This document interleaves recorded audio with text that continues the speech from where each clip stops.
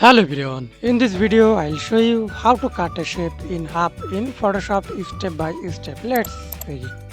First we will draw any shape. Example, use heart shape, hold shape, then draw.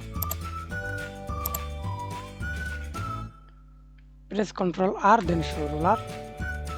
OK.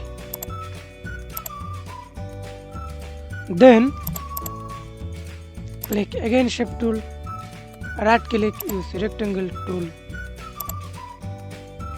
subtract front shape. You can use any shape for subtract or cut.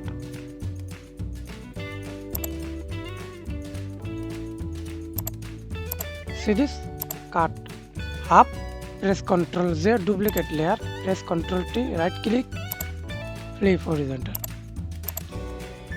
Thanks for watching video. Please like, comment, share and subscribe to my channel.